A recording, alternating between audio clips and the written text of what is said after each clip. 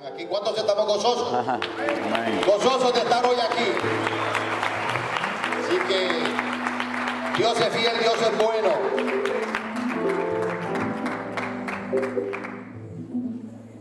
Sin más preámbulos, vamos a seguir con el servicio y vamos a llamar al pastor. Gloria a Dios. Amén. Que Dios lo use como lo tiene.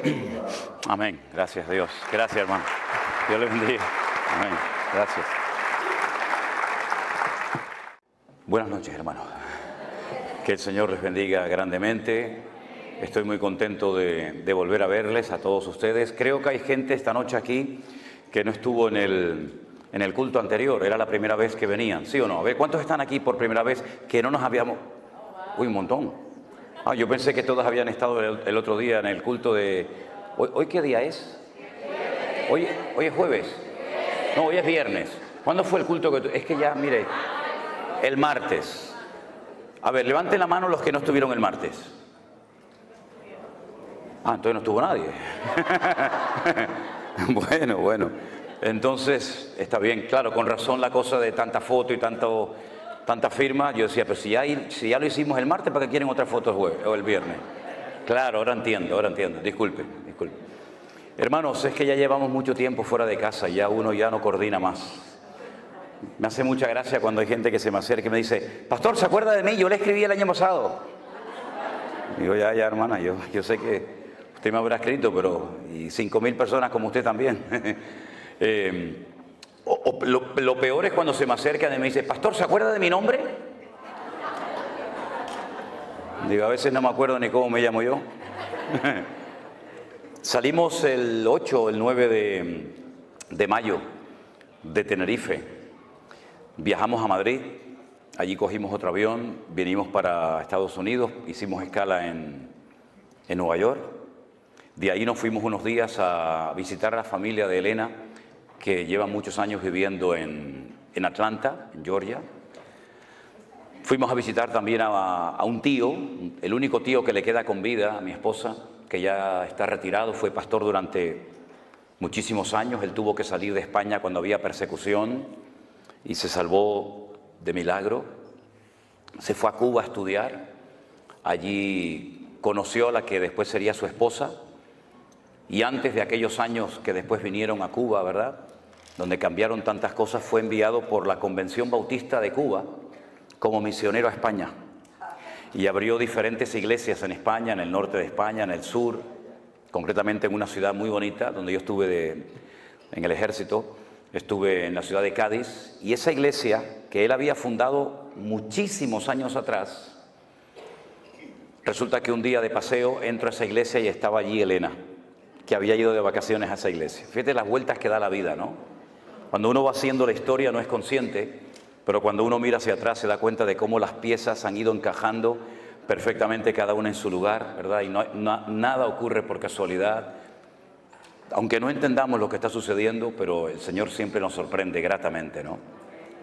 Entonces estuvimos allí con ellos unos días, fue muy lindo. Desde el año 98 no los veíamos. Esta es la 6ª vez que yo vengo a Estados Unidos, pero esta vez es especial, es diferente. Y de ahí nos llevó un hermano en su coche, en su vehículo, nos llevó hasta Florida. Y allí estuvimos en Orlando, haciendo cultos, celebrando cenas en hoteles, conociendo también a muchísimos hermanos. Bajamos después a Miami, donde también fue un tiempo muy lindo, muy hermoso. Y ya que estábamos allí, pues cogimos el avión y nos fuimos hasta México. Y allí en México estuvimos visitando muchísimos hermanos y llevando a cabo una serie de reuniones y bautismos y presentación de niños y creo que también alguna boda, no me acuerdo. Y después de México pues cogimos un avión y nos fuimos a Las Vegas. En Las Vegas ya tenemos un local. Fíjense, el primer sitio de todos los Estados Unidos donde hemos abierto ya una iglesia presencial es en Las Vegas. Allá hay un grupo de hermanos en Sodoma y Gomorra. Ya abrimos la iglesia. ¿Ya le parece? Donde abunda el pecado, sobreabunda la gracia. Ustedes no tienen iglesia en Las Vegas, ¿no? Nosotros sí les ganamos. No, broma. Y esto no es una competencia, ¿eh? A ver. Y después de Las Vegas nos fuimos en coche conduciendo un montón de horas hasta San Francisco. Nos encantó San Francisco. Me decía el hermano Jeremías, que es uno de los colaboradores, junto con otras hermanas que están aquí esta noche con nosotros, que ¿qué quería conocer de San Francisco? Y le digo, mira, yo quiero conocer de San Francisco 2 sitios. Quiero ver el Golden Gate, el puente, que ahí hice un par de devocionales, no sé cuántos lo vieron. Estaba a la mitad nublado, estaba con niebla, pero me hacía mucha ilusión de estar allí, ¿no? En el puente de San Francisco, ¿no? Y le dije, mira, y a mí me hace mucha ilusión, incluso hasta si me dejas allá a dormir, me quedaría. Dice, ¿a dónde quieres ir? Digo, a la isla de Alcatraz. Y me llevaron a la isla de Alcatraz. Fuimos a la isla de Alcatraz, impresionante, tremendo. Bueno, esas cosas que uno tiene, ¿no? Que te hace ilusión verla, todo aquello. Yo fui capellán de una cárcel en Tenerife durante 7 años y me siento muy bien en las cárceles de visita, ¿no? Me refiero, ¿no? Y después de ahí bajamos a Los Ángeles. Estuvimos en la iglesia del Pastor Arenas, que usted, pastor, lo conoce. Nos trató muy bien, su familia, la iglesia, extraordinario. Y de ahí ya cogimos un avión y nos venimos para acá. Y esta es la última parada del camino. Ya Dios mediante, el día lunes salimos rumbo a Madrid. Y en Madrid, después de unas horas, cogemos otro avión para Tenerife. Y ya la expectativa, porque mi hija mayor, que no ha venido con nosotros, Priscila, que algunos de ustedes a lo mejor conocerán, con su marido, pues están esperando su primer hijo y nuestro primer nieto. Yo no sé lo que se siente cuando uno es abuelo, pero bueno, ya veremos a ver qué pasa. Ya veremos. Y estamos gratamente sorprendidos por todo lo que el Señor ha hecho. Yo tengo que admitir y reconocer y pedirles perdón a todos ustedes públicamente, porque durante los días del confinamiento, cuando estábamos cerrados, y yo creía firmemente que nadie nos estaba viendo ni escuchando, que estaba predicando a un salón de sillas vacías. Y varias veces tuve la tentación hasta de parar la predicación, porque decía, Señor, ¿qué estamos haciendo aquí? ¿Quién nos está viendo? ¿Quién está escuchando? Me di cuenta de que en aquellos tiempos en los que atravesamos aquel desierto, porque aquello fue un desierto totalmente, ¿verdad? Nos dimos cuenta tiempo después de que el Señor estaba usando esas palabras, esos cultos, esos mensajes, para ganar a miles de personas. Y ha sido una obra invisible, por lo menos para nosotros. Ustedes juegan con ventaja, ustedes nos ven a nosotros, saben si somos altos, bajos, si vamos bien vestidos, mal vestidos. Ustedes lo saben todo de nosotros. La gente dice, oye, ¿cómo está fulano? ¿Cómo está mengano? Digo, ¿pero ustedes cómo saben eso? Y dice, nosotros lo sabemos todo. Yo no sé nada de nadie, pero ustedes lo saben todo de nosotros, porque lo contamos todo. Y nos hemos dado cuenta de que el Señor hizo una obra maravillosa. Para muchos el concepto en sí mismo de la iglesia virtual ya les choca, les sorprende, porque yo sé que no estamos habituados a hablar en esos términos, ni a ver el poder y el mover de Dios a través de las redes sociales como lo hemos visto y lo seguimos viendo cada día, pero realmente el Señor es increíble. Hemos cantado esta noche varias veces, cuán grande eres tú, cuán grande es el Señor. Y es que efectivamente nuestro Dios es mucho más grande de lo que tú te puedas imaginar. Ni nuestros cánticos, ni nuestras alabanzas, ni nuestros aplausos nos pueden hacer entender, por lo menos en este momento, mientras estemos en este planeta Tierra, lo grande y lo poderoso y lo magnífico que es nuestro Dios.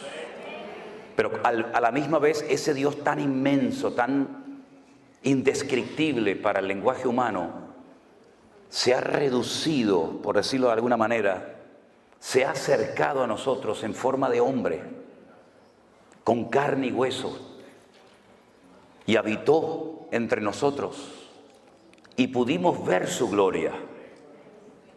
Y cuando caminaba por las calles de Israel, partió el rumbo de la historia en dos.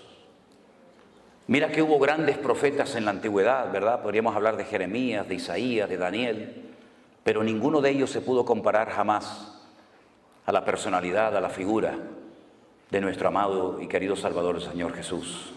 Porque Él, mis queridos hermanos, dejando toda la gloria, dice que se despojó y se anonadó. Esa es lo que dice la versión 1909, la nuestra Reina Valera del 60, en ese sentido no tradujo bien el término. Dijo que se despojó, pero yo me puedo despojar de la chaqueta, pero seguir vestido. Pero Él se anonadó, lo cual significa que se hizo nada, ¿verdad? Y tomando forma de siervo, podía haber tomado forma de rey, de conde, de duque, de marqués. Tomó forma de siervo. Y estando en la condición de siervo, de hombre, se humilló a sí misma hasta lo máximo. Ya no podía bajar más.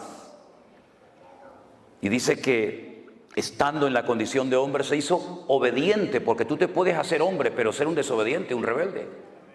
Pero él optó a hacerse hombre obediente hasta la muerte, eligiendo la peor muerte de todas las que se han inventado por la raza humana, que es la muerte de cruz. ¿Qué les parece? Un descenso de la gloria al sepulcro. Pero a continuación dice el apóstol Pablo en la carta de los Filipenses, por lo cual, viendo este descenso, por lo cual Dios le exaltó hasta lo sumo y le dio un nombre que es sobre todo nombre, para que en ese nombre se doble toda rodilla de los que están en el cielo, en la tierra y aún debajo de la tierra, y toda lengua confiese que Jesucristo es el Señor. Den un fuerte aplauso a Él, aleluya. Ese es nuestro Dios, a Él la gloria en esta noche, aleluya. Pero, aunque no voy a hablar de este tema, pero sí quiero, como me dijo el pastor Norris hace un rato, dice, puedes alargarte esta noche un poco más porque mañana es sábado y la gente no trabaja. Entonces dije, esta es la mía. Esta es la mía, amigo. Se hizo siervo, pero es que no todos los siervos en la Biblia eran iguales. Hay diferentes tipos de siervos en la Biblia. Estaba el que se llama el ecónomo. Un ejemplo de un siervo ecónomo, que la Biblia en el Nuevo Testamento lo llama el ayo, el maestro, fue José. José era un ecónomo, un hombre que adquirió toda la responsabilidad de la casa de su amo Potifar. Era un siervo, era un esclavo, pero con privilegios. Sabía leer, sabía escribir y tenía responsabilidades por encima de otros siervos. Qué curioso, para sus hermanos José era una amenaza y para José era una bendición. ¿Cómo es posible que a veces tú para algunos hermanos seas un peligro y para los inconversos seas un instrumento tremendo en las manos del Señor, verdad? Unos lo venden y otros lo compran. Y él fue un ecónomo, un hombre que marcó una diferencia en Egipto, y toda la administración económica de todo el imperio cayó sobre sus manos, porque era un siervo, pero un siervo ecónomo. Pero cuando Moisés escribe la ley, habla de un tipo de siervos que se llaman los doulos, que son los esclavos de amor. En la ley de Moisés había una ley que decía que cada cierto tiempo, cuando llegaba el año de jubileo, todos los esclavos tenían que ser puestos en libertad y las deudas se perdonaban. Usted me debe dinero a mí, llegaba el año de jubileo, ya no me debes nada. ¿Se imaginan si el Fondo Monetario Internacional cada 70 años le perdonara a todas las naciones de la tierra, a toda Latinoamérica, a toda África, las deudas que tienen? El mundo sería una maravilla, habría igualdad. Los ricos no serían cada vez más ricos, ni los pobres serían cada vez más pobres, ¿verdad? Habría una justicia distributiva. Y todos podríamos vivir en paz y sin la presión de no poder pagar ni siquiera los intereses de una deuda que jamás de los jamases se va a poder pagar. En Israel había una ley que era justa. Todas las deudas tenían que perdonarse cada 70 años. Y Jesús la mencionó en el Padre Nuestro. Perdónanos nuestras deudas como nosotros también perdonamos a nuestros deudores. Viene del año de jubileo.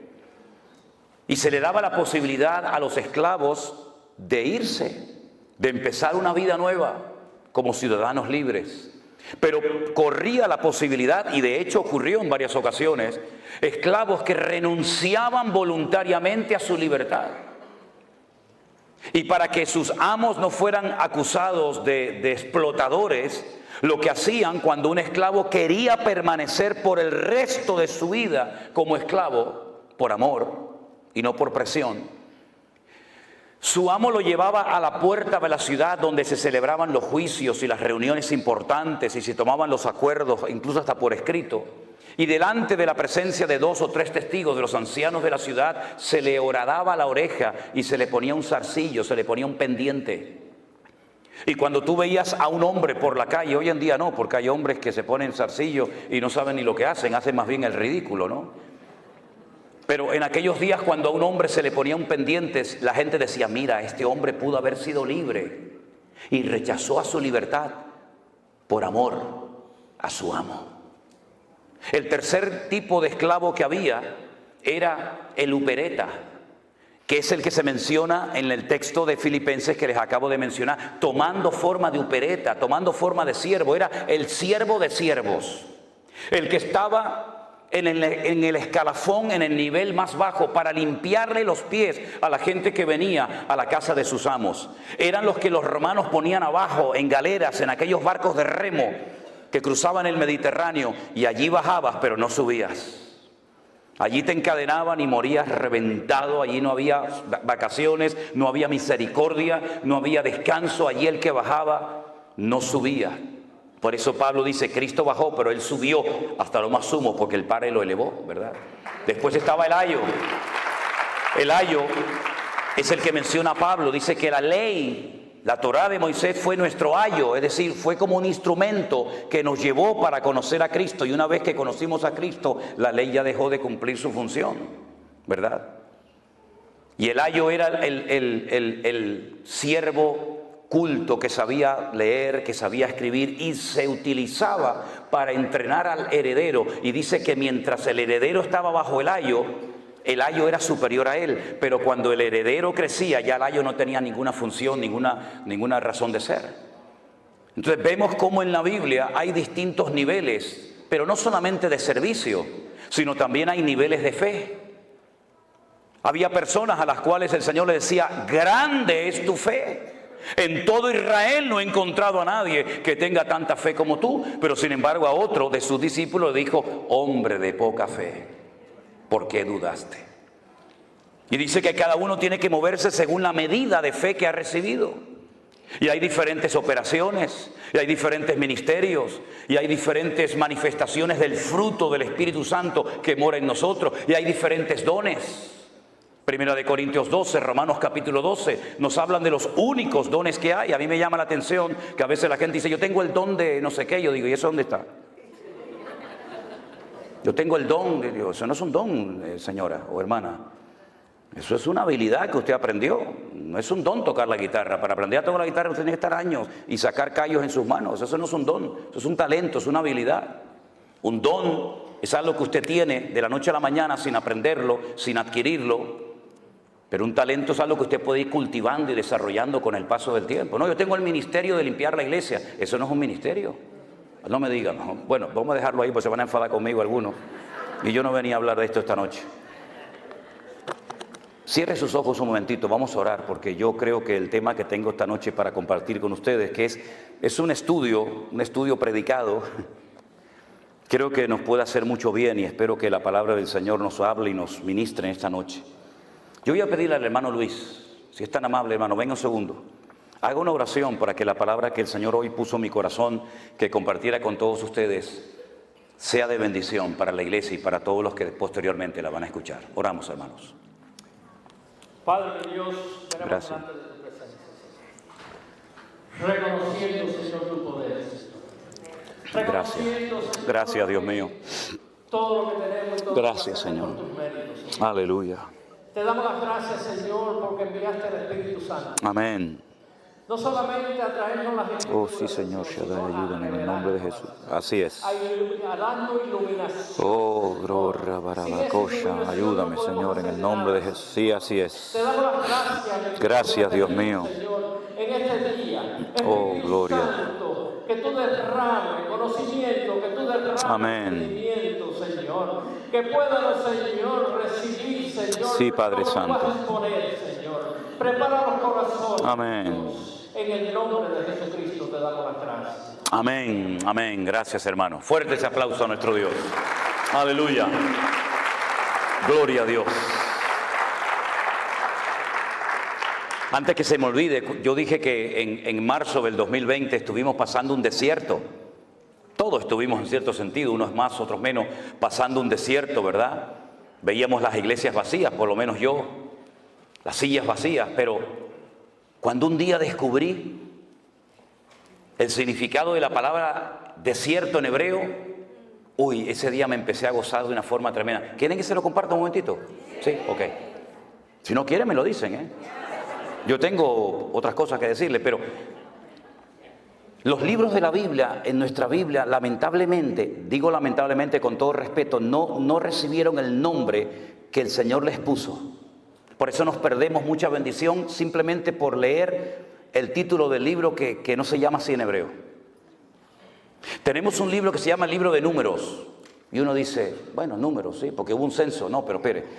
El libro de Números en la Biblia se llama el libro de Bamidbar. Diga conmigo, Bamidbar. Significa literalmente en el desierto. El libro de Números en hebreo se llama en el desierto. Bamidbar. Y usted dice, bueno, ¿y? Pero escuche, hay 3 letras dentro del concepto, dentro del término Bamidbar o desierto, que significa hablar. Dabar, la palabra dabar, el verbo dabar es hablar. Anile daber, atale daber, dabar es hablar. Y la palabra hablar está en el desierto, lo cual quiere decir que el sitio donde más habló el Señor fue en el desierto. Así que cuando esté atravesando un desierto, dele gloria a Dios, porque es el lugar donde más habló el Señor. Más que en Canaán, habló en el desierto. Gloria a Dios. Bueno, ahora nos vamos al libro de Bereshit, que es el libro del Génesis. Bereshit tiene 6 letras y son la unión del verbo bara, shit. Bara es el verbo crear, no hacer, crear. Shit es el número 6 en hebreo. Creó 6. Y en el libro de Bereshit o en el libro de Génesis, en el capítulo 9, se relata una historia muy, muy interesante. Mientras buscan el texto, permítame decirles que si uno quiere analizar y estudiar uno por uno los 613 mandamientos que aparecen en lo que llamamos nosotros el Pentateuco o el Humash en hebreo, que viene del número Hamesh de 5, la ley de Moisés, uno va a encontrar que hay exactamente 613 mandamientos. ¿Cuántos hay? Y todos los días, observando, conociendo la cultura de Israel, tú ves el 613 por todos lados. Por todos lados.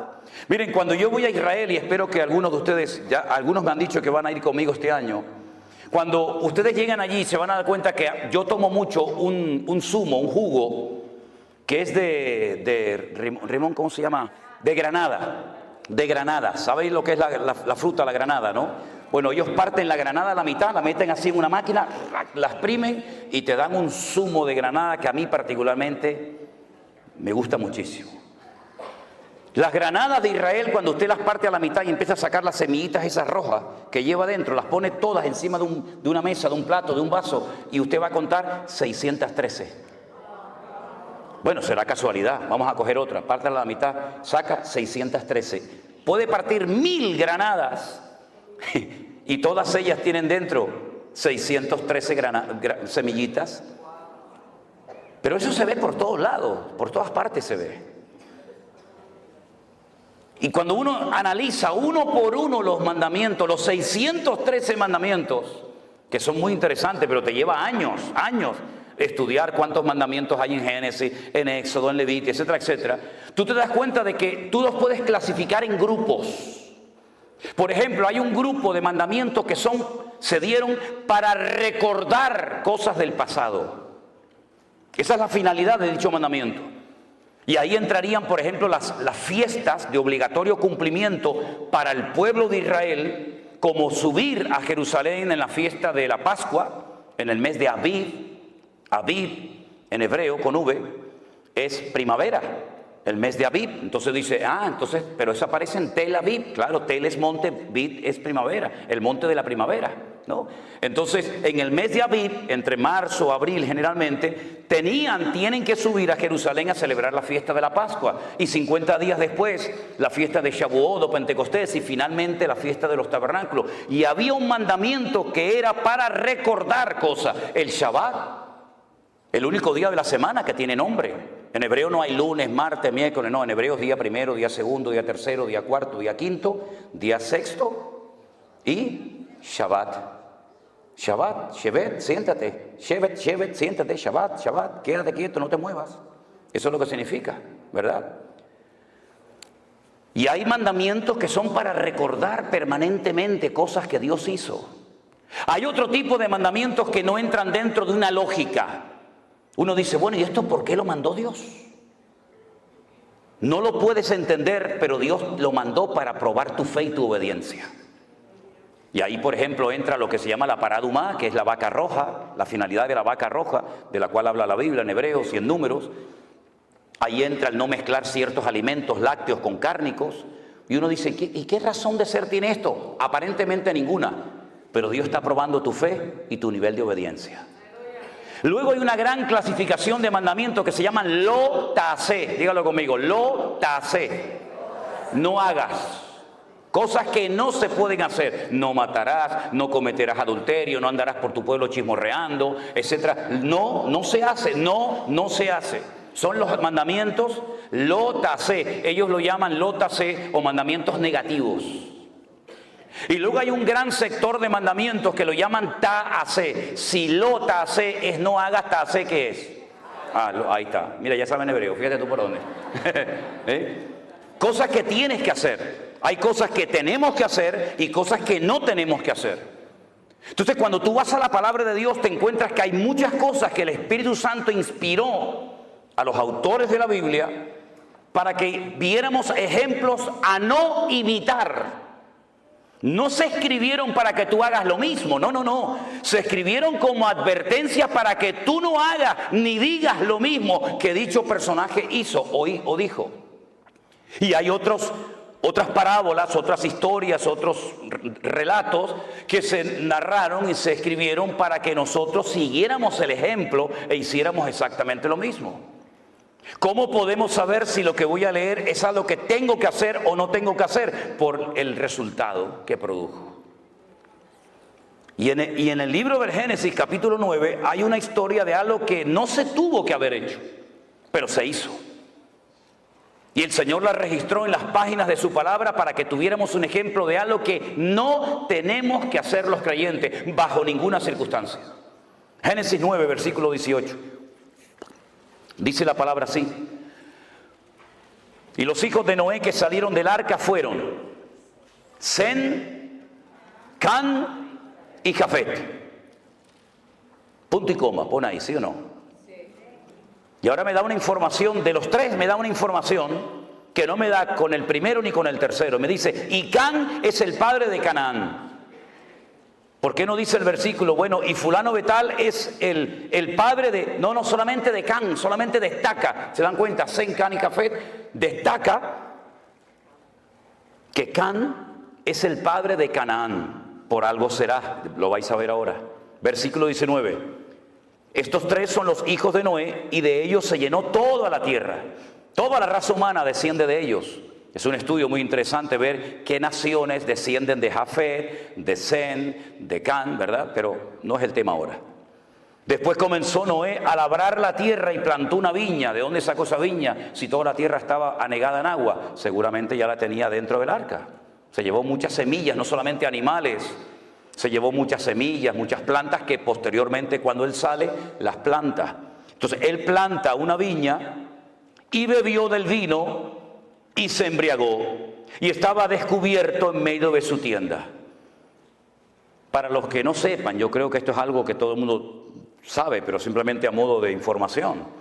Si usted planta una viña y usted coge las uvas y las pisa y saca el jugo, el vino, si usted lo mete en una barrica de madera o de lo que sea, usted no tiene que meterle alcohol a eso. Eso fermenta y eso ya lleva el alcohol incorporado. Por eso cuando dice la gente, no, es que los discípulos y Cristo no bebían vino con alcohol, eso es mentira. Eso es rotundamente falso. Hay solamente dos formas, y yo he hecho una de ellas. Solamente hay dos formas de extraerle el alcohol, en este caso al vino, y es por un proceso químico que se hace en un laboratorio y se extrae el alcohol de una copa, de una botella de vino, o por envasado al vacío. Si usted no le extrae el alcohol al vino y si usted no lo envasa al vacío, eso que usted pisa sí o sí lo va a ver que hierve y al poco tiempo eso tiene alcohol. Eso es así. Y entonces Noé lo que hace es que planta una viña y se ve que Porque esto que leemos en unos minutos, esto llevó mucho tiempo, plantar una viña, crecer, ¿verdad? Plantarla, cultivarla, pisarla, elaborarla, eso llevó mucho tiempo, pero la Biblia te relata condensadamente la historia y dice que él bebió de ese vino, se embriagó y estaba totalmente descubierto en medio de su tienda. Ya en el tiempo del Génesis el Señor había cubierto la desnudez de Adán y Eva. Y lo que hace es que se descubre. Cuando ya el Señor había establecido el principio de que ya el hombre no podía andar por ahí desnudo, sino cubierto. Aunque me llama la atención que la ropa se inventó para cubrir, pero hay algunas personas que usan una ropa que lo que hace es que lo descubre. Pero bueno, eso es un tema para otro día. Can, vuelvo otra vez a decir, padre de Canaán, ya es la segunda vez que lo dice. Ya es la segunda vez que lo dice. Y Canaán no existe. Existe Sem, Can, Jafet. De momento Canaán no está por ningún lado, pero dice que Can fue su padre, vio la desnudez de su padre y lo dijo a sus hermanos que estaban fuera. Fue con el chisme. Fue con el cuento a sus hermanos. Oye, papá está borracho, está desnudo en la tienda. ¿Y por qué no te callas la boca y lo tapas? Para que no se entere nadie. ¿Por qué estás divulgando? ¿Por qué estás extendiendo esto? ¿Esto qué edificación va a traer a la familia? Ninguna. Tápalo, cúbrelo y calla la boca y aquí no ha pasado nada. Pero no, él va, divulga, cuenta el chisme a sus hermanos. Y entonces sus hermanos, Sem y Jafet, tomaron la ropa, la pusieron sobre sus propios hombros y andando hacia atrás, cubrieron la desnudez de su padre, teniendo vueltos sus rostros y así no vieron la desnudez de su padre. En el texto en castellano, en español es imposible captar esto, pero si usted lee este texto en hebreo, el texto nos da a entender que Can intentó hasta abusar sexualmente de su padre. Es como cuando muchas veces me dice, pero bueno, ¿con quién se casaba la gente? Caín, ¿con quién se casó? Bueno, el texto hebreo escribe una partícula, unas letras, que cuando usted lee y nació Caín, en el hebreo dice y otro más. Eso no se tradujo al castellano. Y nació Abel y otro más, u otra más, puede ser masculino o femenino. En este caso el texto en castellano no nos lo relata.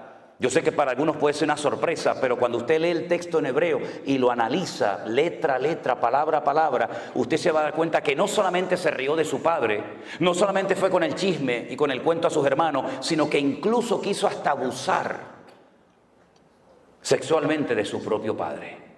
Es durísimo lo que estoy diciendo. Fíjense lo duro que es que después en la ley de Moisés se establece, no puedes ver la desnudez ni de este, ni de este, ni de este, ni de la otra, ni de otro, ¿verdad? Y lo establece claramente. Y de entonces dice que ellos cubren la desnudez de su padre. Y me llama mucho la atención, déjenme que les lea este versículo que dice, tenemos una hermana pequeña que no tiene pechos. Usted dice, ¿usted está leyendo la Biblia? Sí, claro. Estoy leyendo en Cantares capítulo 8, para que no se asusten. Tenemos una hermana que no tiene pechos. ¿Qué haremos de nuestra hermana cuando pregunten por ella? Bueno, tal vez tenía un defecto, tal vez era falta de desarrollo, de madurez, pero van a preguntar por ella y van a decir, ¿a la niña qué le pasa? ¿Qué le pasa al niño? No, le pasa algo, ¿no? Y entonces, de una forma poética, en literatura poética hebrea dicen, si ella es un muro, edificaremos sobre ella un palacio de plata. Y si fuera una puerta, la guarneceremos, la adornaremos con tablas de cedro. En otras palabras, vamos a hacer todo lo contrario a lo que hizo Can, que fue con el chisme y con el problema, el pecado que había cometido su padre. Nosotros vamos a cubrirla. No encubrir. Encubrir dice que el que encubre no prosperará. Pero el amor cubrirá multitud de pecados. Parece lo mismo, encubrir a cubrir. No es lo mismo. El que encubre no prospera, dice la Biblia. Pero el amor nos permite cubrir la falta del hermano, que no se entere nadie. Oye, déjalo, no pasa nada. ¿Estás arrepentido? Busca al Señor. Sí, amén, ya está. Queda entre tú y yo, ya está. Usted sabe que la mejor manera de divulgar una noticia es contársela a un cristiano evangélico. Eso ni el WhatsApp, ni el Facebook, eso corre como la pólvora. Cuando se despierta Noé, porque tarde o temprano se tenía que despertar, se despierta de su embriaguez y supo lo que había hecho su hijo más joven. Se enteró. Y entonces hace Noé algo, dice algo que no es un ejemplo a seguir. Ya dije antes que hay ejemplos a no seguir, a no imitar, y ejemplos a imitar. Y en este caso, cuando este hombre se despierta, sale de su embriaguez, dice: maldito sea Canaán. Y aún no había ni nacido. Salieron del arca Sem, Can y Jafet. No se habían reproducido en el arca. Él está hablando de un personaje que aún no había nacido y antes de nacer ya lo maldice. Canaán. ¿Quién era Canaán? El hijo de Can. Por consiguiente, el nieto de Noé. Lo maldice. Y la maldición es la siguiente: siervo de siervos serás a tus hermanos. No vas a levantar cabeza nunca. Vas a ser un criado, un siervo de todo el mundo. Y dijo más: bendito sea por Jehová mi Dios, sea Sem, y sea Canaán su siervo. Engrandezca el Dios a Jafet y habita en las tiendas Sem, y sea Canaán su siervo. Vivió Noé después del diluvio 350 años y fueron todos los días de Noé. ¿Cuántos? 950 años y murió. Y uno dice: ¿cuántos años? No se preocupe, que aún hubo uno que vivió más. 969 vivió en Matusalén, 19 años más que este. ¿Qué le parece? Lanza una maldición. ¿Hizo bien en decir aquello? No. Pero marcó el destino de Canaán. Y yo les pregunto a todos ustedes que ya son conocedores de las Escrituras: ¿cómo se llamaba el país al cual el Señor quiso llevar a su pueblo de Egipto, cruzando el desierto, rumbo a dónde? A Canaán. Qué curioso, ¿no?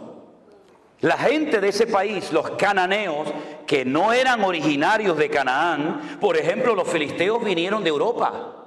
Sí, los famosos filisteos, los enemigos acérrimos del pueblo de Israel y de David y de Saúl, eran de la isla de Creta, la que después pastoreó, ¿se acuerdan? La iglesia en Creta, Tito. Ellos fueron de Creta y ocuparon toda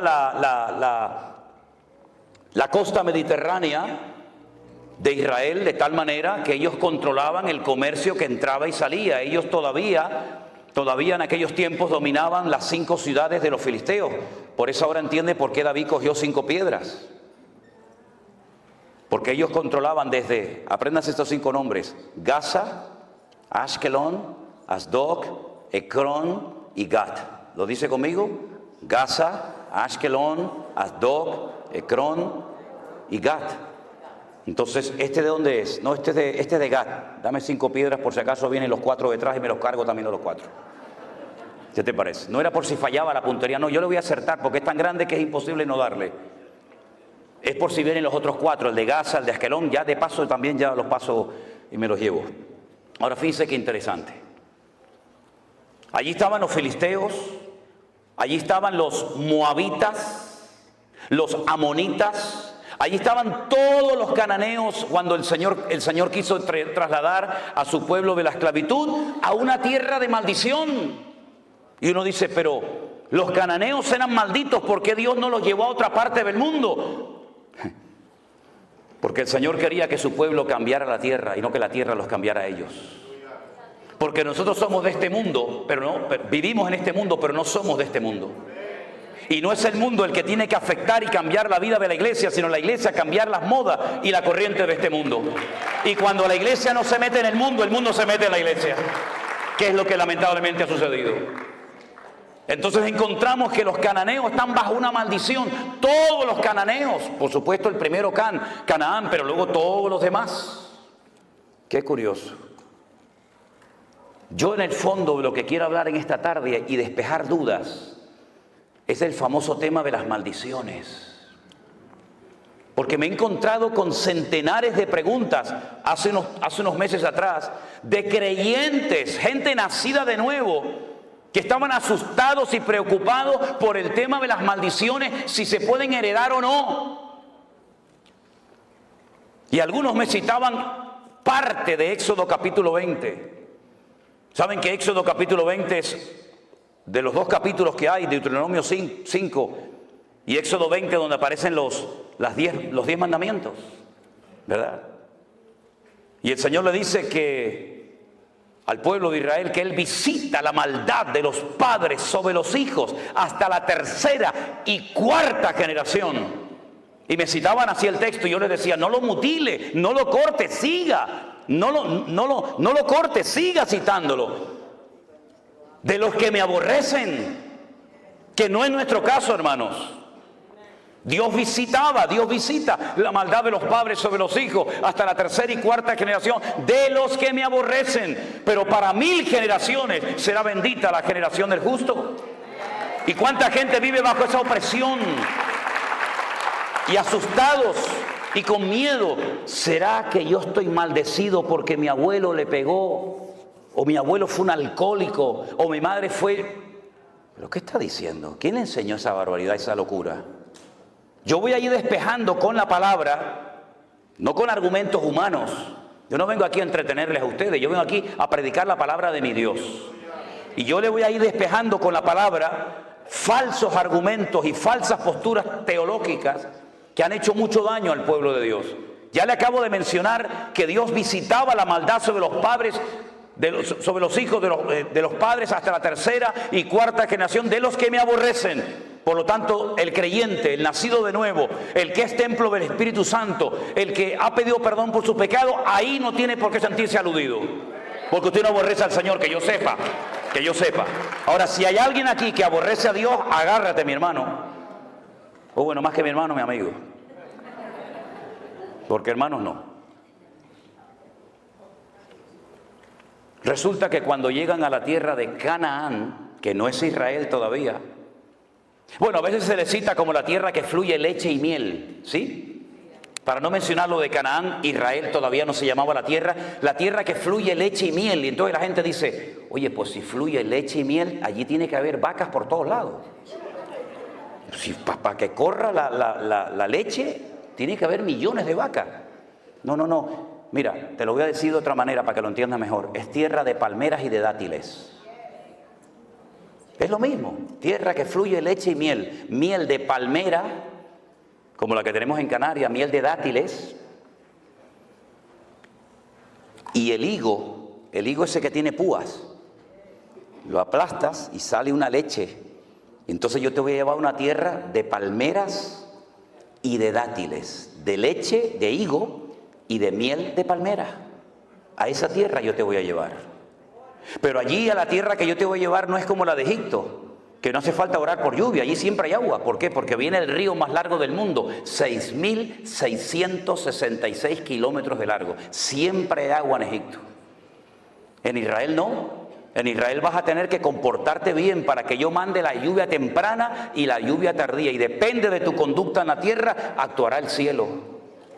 De ahí viene lo de atar y desatar, permitir o no es permitir, ¿verdad?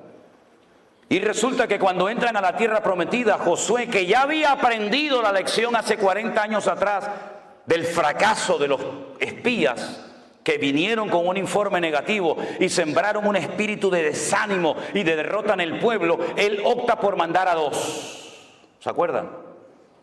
Y les dice, entren en Jericó y que nadie se entere que ustedes están ahí. Ustedes son espías, los otros eran exploradores. Son 2 palabras en hebreo diferentes, no tiene que ver una cosa con otra, aunque se traduce igual en la Reina Valera. Entren a Jericó, ¿y dónde pueden entrar sin levantar sospechas 2 extranjeros? A un burdel, a una casa de prostitución donde entran y salen hombres y no van a levantar sospecha como si entraran a cualquier otro lugar. Entonces, entren y averigüen cómo está la situación de adentro hacia afuera. Y cuando llegan a la casa de Rahab, la ramera, la dueña del prostíbulo, Rahab le dice, escuchen, hemos oído lo que Jehová vuestro Dios hizo por vosotros cuando os sacó de Egipto. Es como si te saca alguien el periódico de hace 40 años de esta ciudad y te lee las noticias de hace 40 años, como si fueran actuales. Eso es lo que Rahab está haciendo. Hemos oído lo que el Señor vuestro Dios hizo cuando os abrió el mar rojo, cuando derrotasteis a Faraón y a los egipcios. y cómo habéis ido venciendo a todos los reyes por el camino. Y sabemos que el Señor vuestro Dios entregará esta tierra en vuestras manos. Tenían más fe los inconversos en el Dios de Israel que Israel en el Dios de ellos. Y entonces ella pide clemencia, pide misericordia. Por favor, no me matéis, porque esta ciudad yo sé que va a ser entregada en vuestras manos. Ahora, hay un dato curioso en el libro de Josué que dice que Rahab vivía entre muro y muro.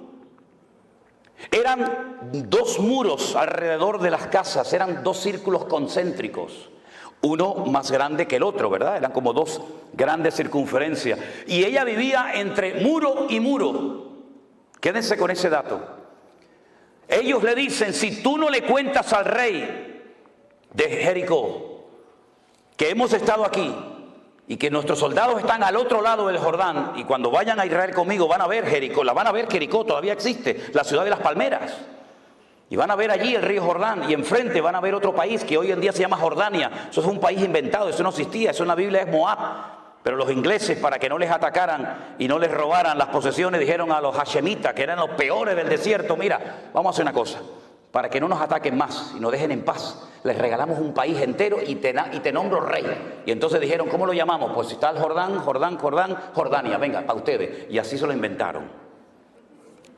Entonces las tribus estaban al otro lado, y estos cuando le dicen a Rahab antes de irse, amarra este cordón rojo en la ventana de tu casa para que cuando entremos y caigan las murallas y tomemos posesión de la tierra, sepamos dónde tú vives para que no te matemos. Pero una cosa, tienes que estar dentro de la casa, tú y toda tu familia. ¿Lo entendiste? Sí, ok, chao. Se fueron. Viene la destrucción de Jericó, todos conocemos la estrategia. Allí no se lanzó ni una piedra, ni una lanza, ni una jabalina, ni una flecha, nada, porque no iban a caer por el poder del hombre, iban a caer por la estrategia divina. Los muros cayeron de arriba abajo, se desmoronaron, no cayeron. Cuando los arqueólogos fueron en los años 50 a estudiar las antiguas murallas de Jericó, que aún están allí, la antigua Jericó, se dieron cuenta de algo muy curioso, que los muros no habían caído de afuera hacia adentro, tampoco lógicamente de afuera hacia adentro, sino, ¿se acuerdan la imagen aquella que vimos aquí cerca cuando aquellas 2 torres gigantescas, cómo cayeron? Se desmoronaron sobre sí mismas, así, de arriba abajo. Así cayeron los muros de Jericó, porque fue una intervención divina del cielo a la tierra. Cuando ellos entran a la ciudad de Jericó, todas las murallas caen, el círculo de afuera y el círculo de adentro, pero la casa de Rahab permaneció. Porque caerán a tu lado 1000 y 10.000 a tu diestra, mas a ti no llegará, por cuanto has puesto tu confianza en Jehová tu Dios. Fuerte ese aplauso a él. Dios la cuidó, aleluya, porque Dios cuida de la vida de su pueblo. Bendito sea Dios. Recuerden, ella es descendiente de Canaán, y Canaán que estaba bajo la maldición de Noé. Maldito sea Canaán. ¿Cómo eran los cananeos? No tengo tiempo de explicar todo, pero fundamentalmente tremendamente idólatras, salvajes, sin misericordia, sin piedad ninguna, y una promiscuidad sexual sin precedentes, terribles. Todo valía, sin especificar detalles, todo valía en la cultura, en la idiosincrasia, en la mentalidad cananea. El sexo era lo más importante en la vida de esa gente, y lo mezclaban con la idolatría, y tenían a Baal Peor y tantos dioses que, bueno, que si yo les digo cómo los adoraban, nos terminaríamos todos escandalizando en esta noche. Esta mujer se convirtió, diríamos en un término cristiano para que nos entendamos, y ella dice en la Biblia que se casó con uno de los espías, que se llamaba Salmón. No que se casó con un pescado, a ver si me entiende. Cuidado. Se llamaba Salmón. Y se convirtió y formó parte del pueblo de Israel. Y al poco tiempo queda embarazada. Y tiene un hijo que se llamó Obed. Y Obed crece y tiene un hijo que se llamó Booz. Y Booz se casó con Ruth y tuvo un hijo que se llamó Obed, Isaí, David, Judá y todas las tribus de Israel. Y uno ve que aquella maldición que venía desde los tiempos del diluvio se cortó definitivamente hasta el punto que en la genealogía de Mateo capítulo 1 aparece Rahab como antepasada del rey David y como uno de los antepasados del Señor Jesucristo. ¿Por qué? Porque Él rompe toda maldición y ahora nos lleva de gloria en gloria, de victoria en victoria y de triunfo en triunfo en el nombre del Señor. Él cortó la maldición de Noé. Lo único que lo puede cortar es una genuina y auténtica conversión a Cristo. De modo que si alguno está en Cristo, nueva criatura es. Las cosas viejas pasaron, he aquí todo es hecho nuevo. Y dice Ezequiel capítulo 18, verso 19, venga conmigo, ¿tiene su Biblia a mano? Ezequiel capítulo 18, verso 19. Mire lo que dice la palabra de Dios. ¿Por qué no leen algunos de estos textos? Parece que los arrancaron de sus Biblias. Si dijereis, ¿por qué el hijo no llevará el pecado de su padre? A ver, que me lo expliquen, ¿por qué? Porque el hijo hizo según el derecho y la justicia. Guardó todos mis estatutos y los cumplió. De cierto vivirá, que fue lo que hizo Rahab. Era una mujer bajo la maldición de Noé, estaba maldita. Pero ahora ella se ha convertido, guarda los estatutos del Señor, cumple la palabra y dice, y de cierto vivirá. El alma que pecare, esa es la que morirá. El hijo no llevará el pecado del padre, ni el padre llevará el pecado del hijo. La justicia del justo será sobre él y la impiedad del impío será sobre él. ¿Cuántos dicen amén? En otras palabras, ahora entienden la absurda pregunta que los discípulos en Juan capítulo 9 le hacen al Señor cuando ven a un ciego de nacimiento y le dicen al maestro: Señor, explícanos esto, para que este muchacho naciera así, en esta condición que nunca ha visto, porque hubo gente que vio y perdió la vista y la recuperó. Pero hubo personas como este de Juan capítulo 9 que nunca había visto. Entonces explícanos, Señor, ¿quién pecó, este o su padre, para que este haya nacido ciego? Siempre especulando, siempre tratando de buscarle las cuatro patas al gato, ¿verdad? Siempre tratando de buscarlo, ¿verdad? De complicarnos la vida. Y el Señor le dice: no, no es así. No es que pecó ni este, ni su padre, sino que este nació ciego para que la gloria del Señor hoy se manifieste en él. Y veáis que hay poder en el nombre del Señor para cambiar vidas y desgracias. Y cuando Juan, que estaba allí, oye esta explicación, y el Señor le pone en su corazón escribir un evangelio, lo hace de una forma extraordinaria, magistral. Él dice que, lo dice incluso en el evangelio que escribió, que muchas cosas hizo el Señor y muchas cosas dijo el Maestro que no todas se escribieron. Él dice, dando su opinión personal: pienso que si se hubieran escrito todas las cosas que dijo, hizo el Señor, no cabrían los libros en el mundo. Pero estas se han escrito para que creyendo en Él tengáis vida eterna. Y entonces lo que hace es que analiza y ve todo el ministerio de Jesús. El hombre más cerca del corazón de Dios en el Antiguo fue David. Y el hombre más cerca del corazón de Cristo en el Nuevo fue Juan. El único que le dijo: ¿quién es, Señor? Yo no te voy a entregar. Todos dijeron: ¿quién? ¿Seré yo? ¿Seré yo? ¿Seré yo? Yo no sé, yo sé que no soy. ¿Quién es, Señor? El único que se recostó sobre Cristo y oyó el latido del corazón del Maestro. Él vio todos los milagros del Señor Jesús, todos. Incluso se llevó a María, su madre, como encargo en la cruz, ¿se acuerdan? Las conversaciones que habrá tenido con ella. Pero entonces él dice: de todo lo que el Señor hizo, yo voy a escoger 7 solamente. Y no lo llamó milagros, lo llamó señales, marcas en el mundo espiritual. Y entonces en el capítulo 2, 4, 5, 6, 6, 9, 11... Él es como si tuviéramos 7 cámaras de filmación, 7 cámaras de vídeo grabando en esta noche aquí, y después juntáramos todo el material de las 7 cámaras, la que está allá arriba, la que está por los costados, la que está enfrente, juntáramos todo el material y lo pudiéramos ver. La pregunta es: ¿cuál de las 7 proyectó la verdad? ¿Aquella? ¿La de la izquierda? ¿La de la derecha? ¿Cuál de las 7 cámaras grabó la verdad? Todas, desde diferentes puntos de vista. Unos de atrás para adelante, unos de adelante para atrás, unos de arriba abajo. 7 visiones diferentes de la misma escena, del mismo culto. Eso es lo que hace Juan. En el capítulo 2 dice, yo estuve allí cuando le dieron agua y él la convirtió en buen vino. En un vino excelente que dejó al catador, al maestresala, con la boca abierta diciendo, pero ¿qué has hecho? Has guardado el mejor vino para el final, cuando el bueno se pone al principio y después ya cuando están ya que no disciernen de derecha a izquierda, le pones el malo, pero tú lo has hecho al revés. Es que lo mejor está por venir, mi hermano. Y entonces muestra el Señor de la calidad. Pero en el capítulo 4 viene un hombre y dice, tengo un siervo que está enfermo, pero Señor, no hace falta que venga, di la palabra y mi criado sanará. Y entonces cuenta el milagro enseñando que el Señor es el Señor del espacio, no lo limita al espacio. Ay, amigo, pero en el capítulo 5 va al estanque de Betesda y le dice a un hombre, ¿quiere ser sanado? Y le dice, es que no tengo a nadie que me meta. ¿Quieres ser sanado, sí o no? ¿Cuánto tiempo llevas ahí? 38 años, levántate, toma tu lecho y anda. Y es el Señor del tiempo. No lo limita el tiempo ni el espacio. Y en el capítulo 6 camina por encima de las aguas. Él domina la creación y no la creación lo domina a él. Pero también en el capítulo 6 multiplica los panes y los peces. Porque es el Señor del tiempo, del espacio, de la calidad. Y es el Señor también de la cantidad. Con lo poco, con su bendición alcanza y sobra.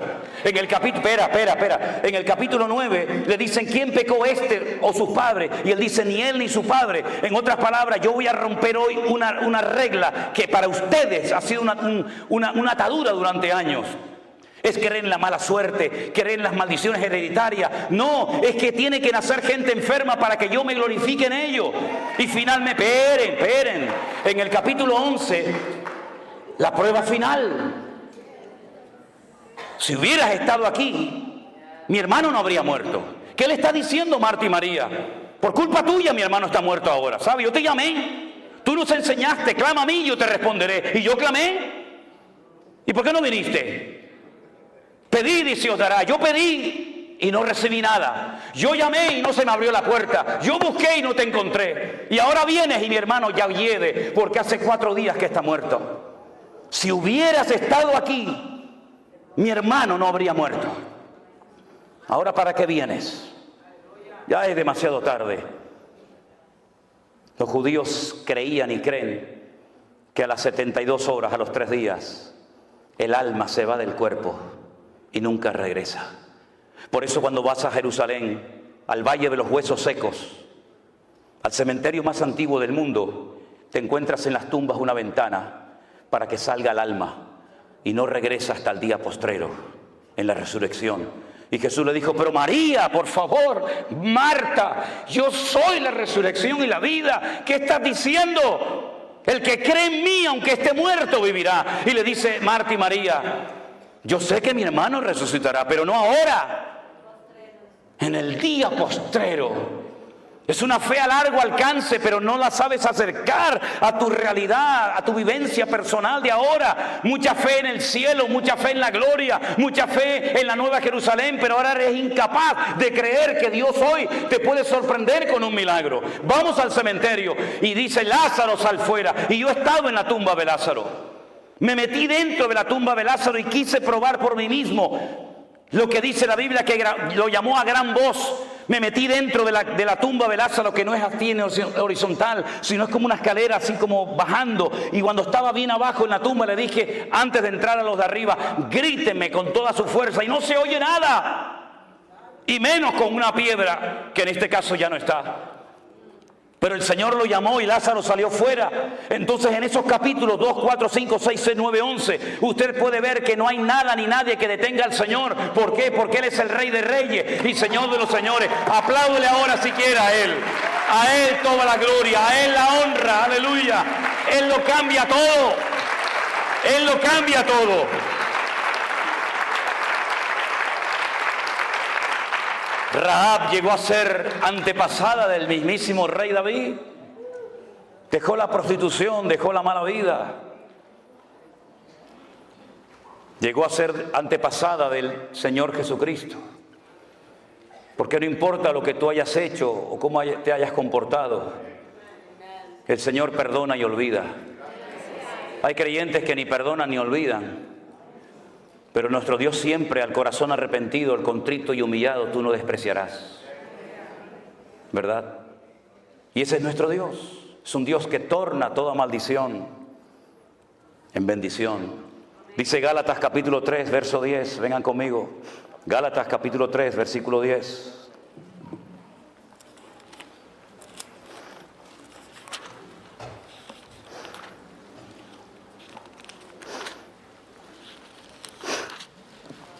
Porque todos los que dependen de las obras de la ley están bajo maldición. No es nuestro caso, ¿verdad, hermanos? Los que dependen de las obras de la ley están bajo maldición. ¿Por qué? Porque la ley dice: maldito todo aquel que no permaneciera en todas las cosas escritas en el libro de la ley para hacerlas. ¿Usted quiere vivir según la ley? Inténtelo. Vaya, ya empiece. Si usted es capaz de cumplir una ley perfecta de 613 mandamientos, siendo un ser humano imperfecto, finito y limitado, inténtelo. Pero le digo de antemano que no lo va a poder conseguir nunca. Nunca lo va a poder cumplir, porque si quisiera incluso hoy en día decir: yo prefiero vivir según la ley y no según el cristianismo, según el evangelio, hay más de 430 mandamientos que no va a poder cumplirlos porque no hay templo en Jerusalén, y todos ellos dependen de que hay templo en Jerusalén. Pero si quiere intentarlo, allá usted. De nada le sirve poner las 2 velitas encendidas el Shabbat. De nada le sirve ponerse un kipá en la cabeza. Yo siempre le digo a los hombres: ¿usted quiere vivir según la ley? Sí, hermano. Ok, ¿ya se circuncidó? Ay, no, hermano, eso no me lo diga. Digo, entonces usted, esto no vale. Por las obras de la ley ninguno se justificará delante de Dios, dice la Biblia. Es evidente, porque el justo por la fe vivirá. Sadik emunató yihyeh, dice el texto hebreo. Sadik, el justo, emunató, por su fe, yihyeh, existirá. Una cosa es vivir y otra cosa es que tu propia existencia dependa de tu fe. Es mucho más profundo. La ley no es de fe, sino que dice: el que hiciere estas cosas vivirá por ellas. Pero Cristo nos redimió de la maldición de la ley, hecho por nosotros maldición, porque escrito está: maldito todo aquel que es colgado de un madero. Para que en Cristo Jesús la bendición de Abraham alcanzase a los gentiles, a fin de que por la fe recibiésemos las promesas del Espíritu.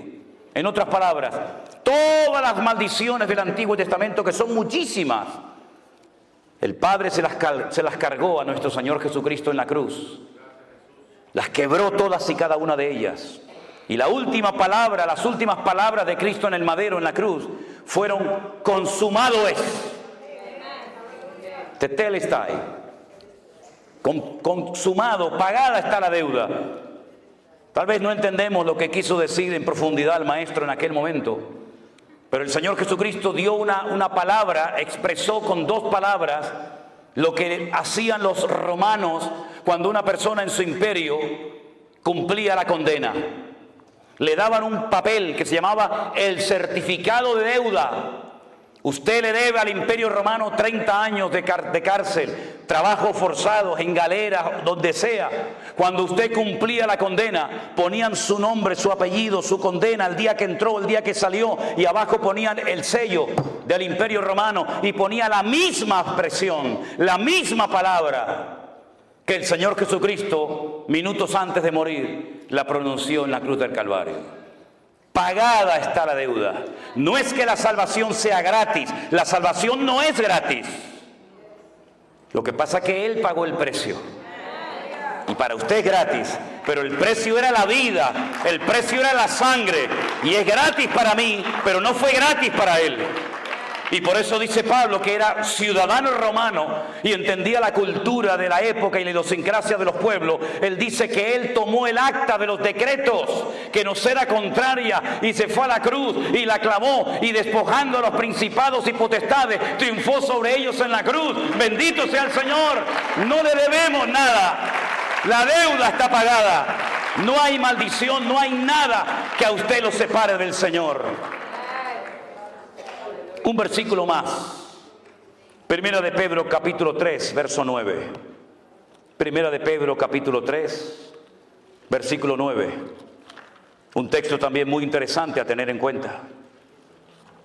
Dice así la palabra del Señor. No bueno, vamos a leer del 8. Finalmente, sed todo de un mismo sentir, compasivos, amando fraternalmente, misericordiosos, amigables. Verso 9. No devolviendo mal por mal, ni maldición por maldición, sino por el contrario, bendiciendo, sabiendo que fuisteis llamados, ¿para qué? Para que heredaseis bendición. ¿Para qué hemos sido llamados nosotros? Para heredar bendición. Si mis antepasados fueron terribles, yo no tengo culpa de ello. Yo no voy a tener que rendir cuenta por la vida de ningún antepasado. Yo tendré que rendir cuenta delante del Señor por mi vida propia. Y es muy fácil decir, no, es que yo soy así porque mi padre era así. No, usted es así porque usted quiere ser así. No le eche la culpa a su padre. Incluso fíjense lo que les voy a decir. No es que el diablo me tentó, es que el diablo llega hasta donde usted le deje llegar. Déjese de cuentos. No le deis lugar al diablo, dice la Biblia, ¿sí? Si le da lugar, lo va a tomar. Pero si usted se somete a Dios, resiste al diablo, huirá de vosotros, dice la Biblia. Así que no le eche la culpa al diablo de que anoche se emborrachó. Usted se emborrachó porque se quería emborrachar. Déjese de cuento. Engaña a otro si quiere, a mí no. No, es que se me presentó la tentación y el diablo me tentó y me fui con otra. No, tú te fuiste con otra porque te querías en el fondo ir con otra. Porque el diablo te tienta porque conoce las debilidades de tu corazón. Porque hay gente que no es tentada nunca por la droga, porque nunca anduvieron en ese camino. Y porque hay gente que son tentadas en ciertas cosas, porque son las rendijas que le tienes abierto al enemigo, que él las conoce perfectamente. Y cuando estás rodeado de luz, cuando estás en medio del campamento de los santos, cuando estás entre los hermanos, el enemigo ni se te ocurre acercarte, pero en el momento en el que bajas la guardia y en el momento en que nadie te observa, si tu corazón no es limpio, no verás a Dios, porque dice la Biblia que solamente los limpios de corazón verán a Dios. Pero no quiero terminar este estudio, este mensaje, sin citar el famoso versículo de, pero hermano, y si no damos el diezmo, no estamos en maldición. Sí, ya sé que es Malaquías, ¿eh? Gracias por recordármelo, ¿eh? Dicho sea de paso, el último libro de nuestra Biblia es el libro del Antiguo Testamento. ¿Cuál es? Malaquías. En hebreo no. En hebreo son los mismos libros que los nuestros, pero el orden es diferente. ¿Y por qué los judíos quitaron a Malaquías del último libro del Antiguo Testamento, de la Tanaj, como lo llaman ellos? Y pusieron Segunda de Crónicas. Porque cuando usted termina de leer el Antiguo Testamento, dice la palabra maldición.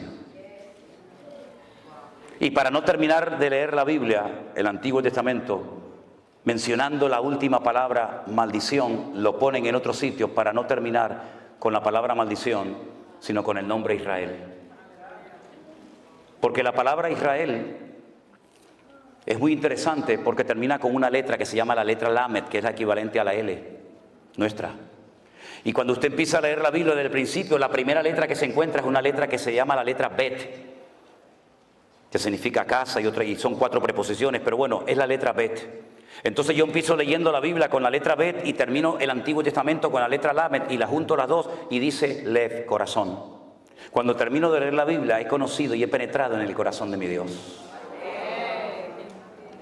Ahora, mis queridos hermanos, me han preguntado muchas veces que usted está en contra del diezmo. No, yo no estoy en contra del diezmo. ¿Usted quiere dar el diezmo? Délo. Pero si usted no da el diezmo, usted no se va a ir al infierno.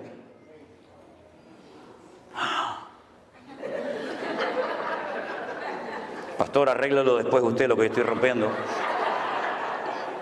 Yo no estoy de acuerdo, me dicen algunos, porque el diezmo del Antiguo Testamento. Le digo, no pasa nada, hermano. A partir de ahora del 20, porque el diezmo era lo mínimo. ¿Usted no está de acuerdo? Tiene que dar el 20, menos no puede dar porque está fuera de orden, ¿verdad? Pero mire, hermano, yo le voy a decir una cosa. Cuando el pueblo de Israel entró en la tierra prometida con Josué, el Señor le dijo a Josué, hay que repartir la tierra a esta gente. Toma medidas de la tierra, a cordel, toma medidas, ¿verdad? Y echen suertes.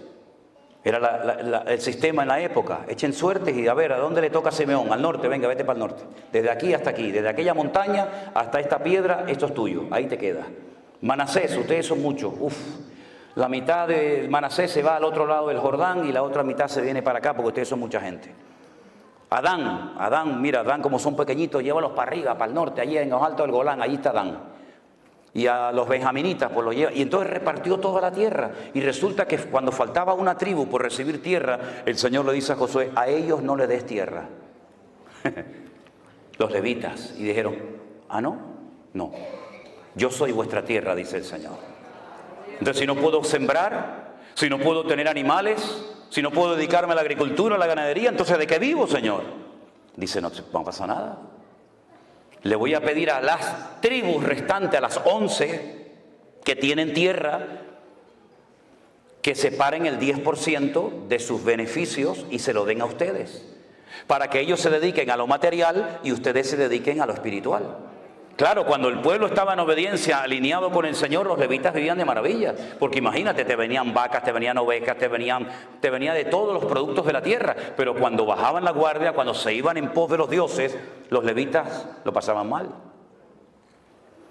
Pero el diezmo se creó por Dios porque es la ley más justa que existe, porque nadie da más que nadie.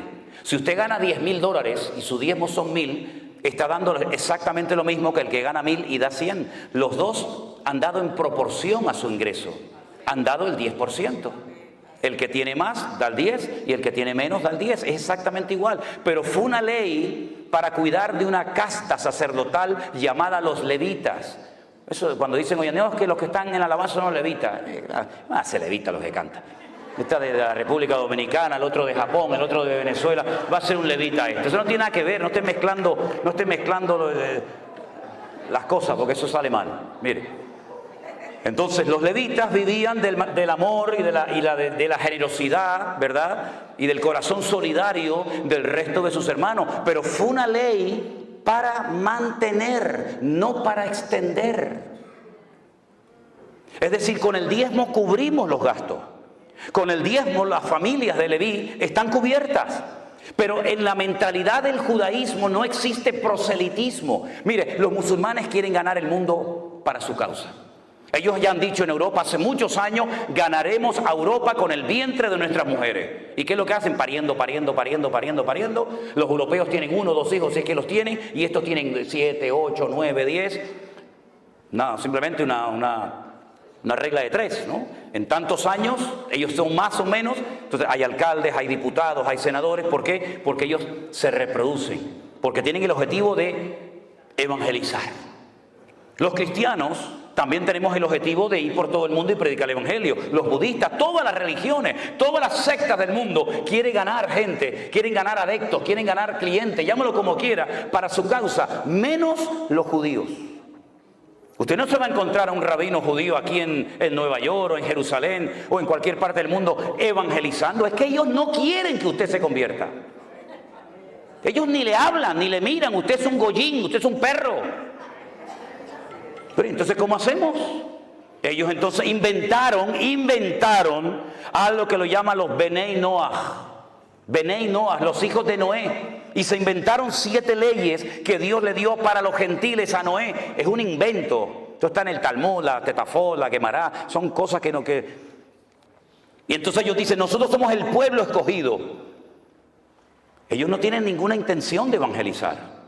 Entonces, el sistema del diezmo era única y exclusivamente para mantener el templo abierto, pero no para extender el judaísmo o la Torá por todas las naciones de la tierra. ¿Cuál fue el gran error de la iglesia? Adoptó un sistema del judaísmo, lo aplicó a la vida de la iglesia y creen que con los diezmos y con ofrenda vamos a evangelizar el mundo, y es imposible, porque es cuestión de matemática, y las matemáticas son ciencias exactas.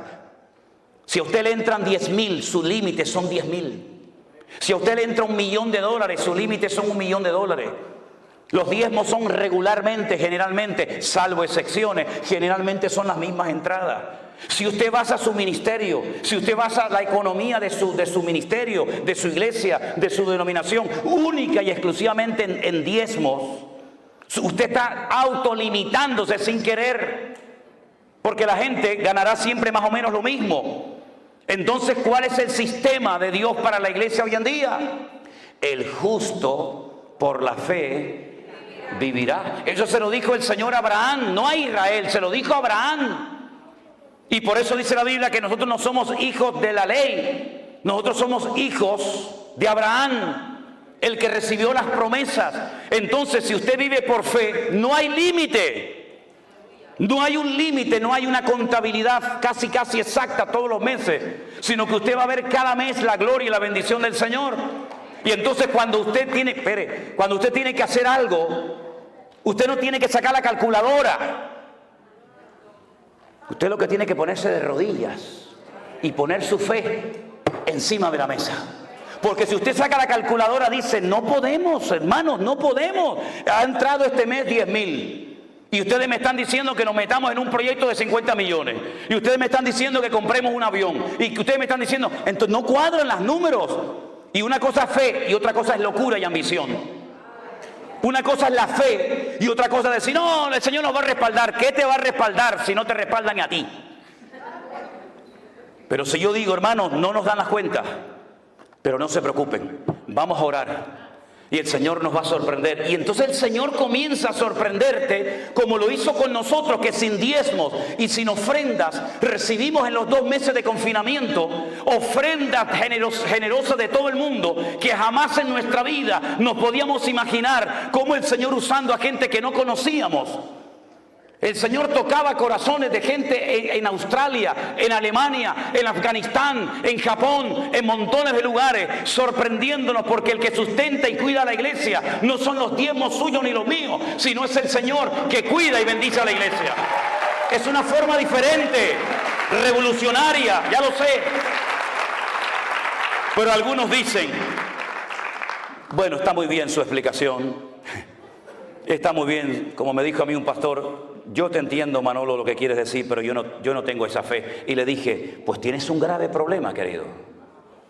Porque yo tengo la obligación como pastor de despertar, de desafiar a mi pueblo. Y la Biblia me dice a mí como pastor, ese versículo no es para ti si eres oveja. Ese versículo es para mí como pastor. Y para los pastores que estamos aquí presentes. Imitad la fe de vuestros pastores.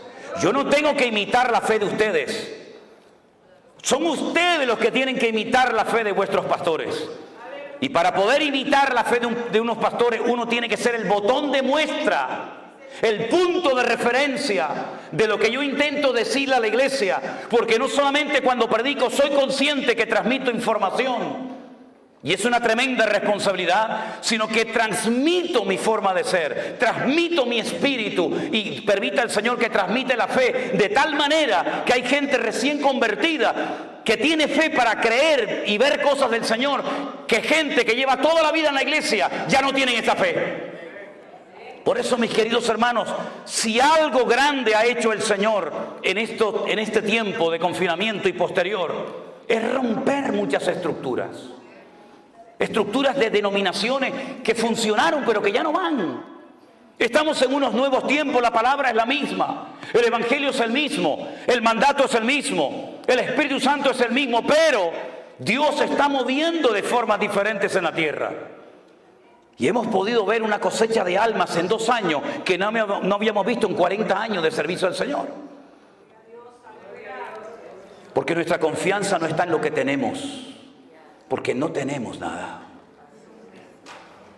Algunos dirán, bueno, ahora que les está entrando tanto dinero a ustedes con ofrendas y con Facebook y con YouTube, este hombre será un millonario. Ahí está el tesorero de la iglesia, ahí está Armando. Pregúntenle a él cómo vive Manolo y Elena y sus hijas. Nosotros no tenemos propiedades, ninguna. Yo llevo ganando el mismo sueldo que me paga la iglesia hace 22 años. No vivo como un millonario. Miren mi ropa, miren mi casa, miren cómo vivimos. Yo no tengo anillo, yo no tengo cadena, yo no tengo nada. Este reloj me lo regaló una hermana en Israel cuando estuve. No estoy en contra de nada de eso. Pero yo sé que a mí me miran con lupas miles de personas. Y yo en lo que pueda evitar, intentaré evitar excesos, abusos y estupideces que no sirven para nada, sino para dar un mal ejemplo a las congregaciones. No se fije en el predicador cuando predica, fíjese en el predicador cuando se baja del púlpito. Y sobre todo mire a la familia del que predica. Porque de nada sirve que uno aquí arriba te aplaudan y te quieran y todo eso, si luego tu vida es un desastre a nivel personal y familiar. Hermanos queridos, vivamos en la libertad gloriosa de los hijos de Dios. Ninguna condenación hay para los que están en Cristo Jesús, los que no andan conforme a la carne, sino conforme al Espíritu. Cierra tus ojos en esta noche, mi querido hermano. Podríamos hablar mucho más de muchas cosas, pero como dice el refrán, al buen entendedor, con pocas palabras le basta.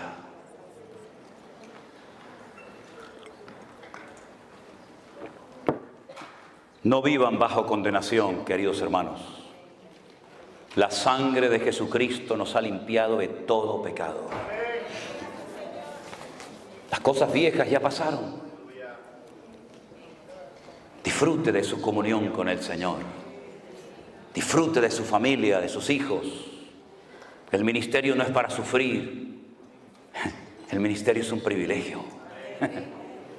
Y el día que no nos apasiona el ministerio y servir a las almas, pues tendremos que dedicarnos a otra cosa.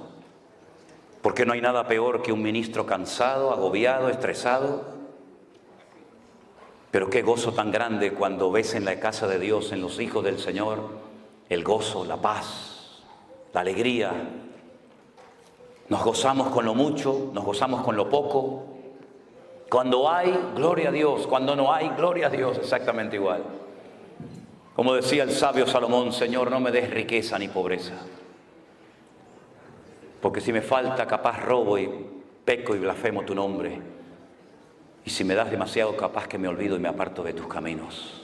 Manténme del pan necesario. Dios es tan bueno que nos da el pan nuestro de cada día. Nos da ropa, nos da salud, nos da comida. Nos da cosas para disfrutar de la vida hasta que Él venga. Hermanos, marquemos una diferencia en esta ciudad. Marquemos una diferencia en este mundo enfermo que le ha dado descaradamente las espaldas al Creador. Que vean gente que sonríe, familias unidas, gente contenta, que se goza y se alegra en el Señor. Que el mundo nos vea reír, hermanos. Que el mundo nos vea alegres. Es verdad que nos cansamos. Es verdad que a veces uno dice, Señor, ya no aguanto más. Pero ahí viene el bálsamo del Señor y te dice, levántate, levántate, sigue andando. Todavía queda mucho camino por recorrer. Aleluya. Cierre sus ojos y ore al Señor y dígale gracias, Dios mío, por tu bendición en mi vida. Aleluya. Y mientras nos preparamos para enseñar una alabanza que quiero que cantemos todos juntos en esta tarde, el pastor Norris, pastor de esta iglesia, por favor, si es tan amable, diríjanos en una oración. Aleluya. Alabado sea Dios. No sé si está Miriam por ahí, que nos puedes ayudar en el coro. Gloria a tu nombre, Jesús. Gracias. Vamos a cantar la lentita, la lenta, ¿sí? ¿Este es el mío? Eso es. Gloria a ti, Jesús. ¿Me das monitor aquí? Gracias. Te damos gracias, Señor. Te damos gracias por tu palabra expuesta, Señor. Tú conoces cada corazón que está aquí hoy, Dios. Aleluya. Sí, Señor Jesús. Tú conoces cada vida, Dios mío. Aquellos que han estado atados por mucho tiempo también, Jesús. Pero tu palabra ha sido expuesta hoy, Dios mío. Venimos delante de tu presencia, Padre. Presentamos a este pueblo, nos presentamos cada uno de los que estamos aquí.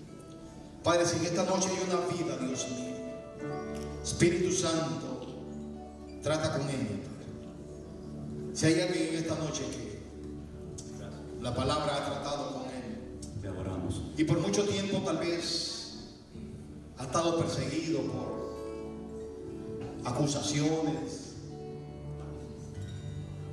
de lo que el pastor enseñaba, por ataduras. O si hay alguien aquí que nunca ha entregado su vida a Cristo, Sí. creo que es el momento de hacerlo. La palabra ha sido expuesta. Dios conoce su carga, conoce sus necesidades. Dios lo conoce a usted tal como está. Pero como dijo y explicó el pastor, todo aquel que tiene a Cristo en su corazón es libre. Es libre, porque Él vino a libertar a los cautivos. Él vino a libertar a los cautivos. La palabra del Señor dice: conoceréis la verdad y la verdad os hará libre. Y la verdad es Cristo. Habrá alguien aquí que levante su mano y donde está y dice: Señor, yo te necesito hoy. Habrá alguien aquí en esta noche. Levante su mano, ahí donde está. Alguien que quiera reconciliarse con el Señor. Levante su mano, párese, lo queremos ver. Sea valiente, no tenga miedo, no tenga temor. El Espíritu Santo quiere transformar su vida, ayudarlo a dar ese paso. La palabra ha sido expuesta, ha sido enseñada, ha sido predicada, pero ahora le toca dar ese paso a usted. Nosotros los pastores enseñamos, predicamos, ministramos. El Espíritu Santo hace una parte, pero a usted le toca hacer una parte. Es cuestión de decisión del corazón. Voy a pedirle a todos los hermanos que se han levantado, pasen aquí enfrente. Vamos a orar por ustedes.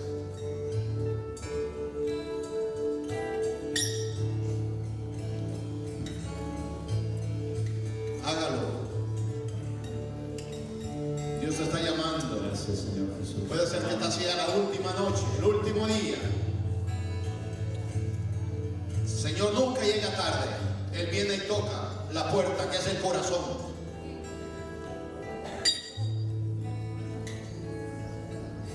Si hay un matrimonio acá que está, o hijos jóvenes, tal vez tú dices: no, yo estoy muy joven. No.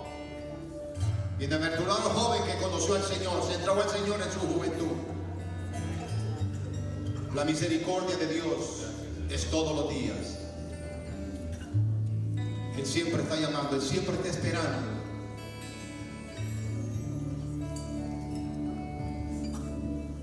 ¿Alguien más? ¿Habrá alguien más que dice: sí, estoy dispuesto?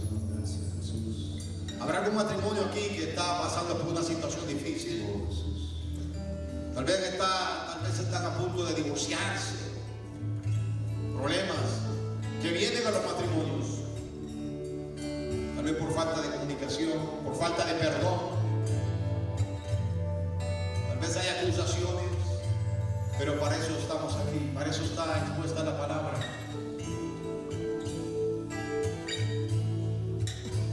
Alguien que tal vez le sirvió al Señor en algún ministerio y ha dejado todo. Tú puedes volver a empezar. Siempre hay un empezar en Cristo.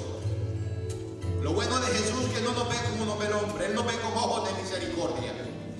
En cada uno de nosotros hay un Pedro reflejado. ¿Quién no falla? ¿Quién no se equivoca?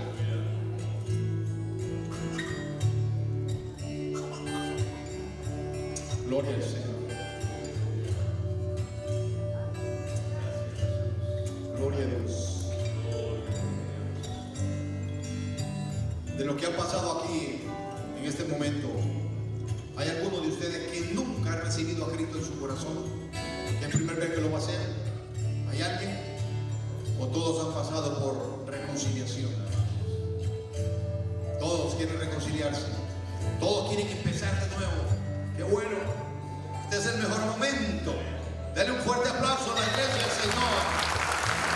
Siempre hay nuevo empezar en Jesús. Siempre hay nuevo empezar. Yo no me avergüenzo de decirlo, yo soy el fruto de la reconciliación y vale la pena. Yo siempre que predico y enseño digo: en cada uno de nosotros hay un Pedro reflejado.